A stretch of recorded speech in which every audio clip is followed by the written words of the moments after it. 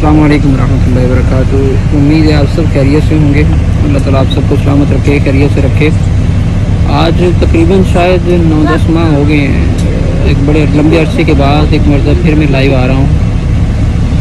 मिस्र में था, कुछ मामला थे, फिर पाकिस्तान आ गया, कुछ मामला में फंस गया, फंसता चला गया।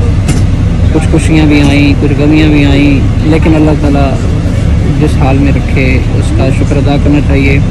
अल्हम्दुलिल्लाह आज जैसे कि आपको मेरे लिबास से महसूस हो रहा होगा कि मैं इंशाअल्लाह उम्रा शरीफ के लिए जा रहा हूँ।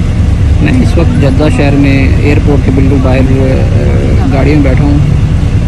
मक्का शरीफ के लिए रवानगी है थोड़ी देर में।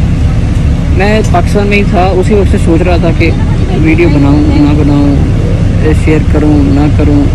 फिर बिलाखिर जद्दा जब एयरपोर्ट पे उतरा तो आगे फाइनल डिसीजन ले ही लिया, यार बनाते हैं वीडियोस। चलें खुद तो जो ज़ियारत होंगी इंशाअल्लाह अपने नाज़रीन को भी, दोस्त अहबाब को भी वो ज़ियारत करवाते हैं।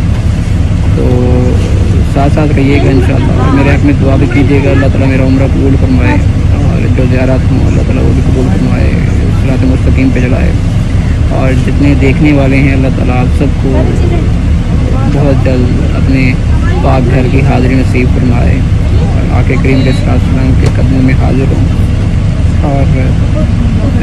और इस आयत के बशारत आप भी पाएँ कि जब लोग अपनी जानों पर जुल्म कर बैठें तो ए महबूबी ने बोलो कि तुम्हारी बारगाह में हाज़िर हो जाए। इंशाअल्लाह अल्लाह ताला से भी माफ़ी मांगेंगे, फिर हुज़ूर सल्लल्लाहु की बारगाह में भी अर्ज़ करेंगे कि या रसूलल्लाह गुनहगार हैं, बदकार हैं, स्याहकार हैं, डूबे हुए ज़िल्लत में है मेरे आका, रहम फरमाइए और हमारी सिफारिश कीजिए। अल्लाह ताला से दुआ कीजिए कि अल्लाह ताला हमारे सगीरा कबीरा गुनाह माफ़ फरमाए और हमें सिरात मुस्तकीम पे चलाए।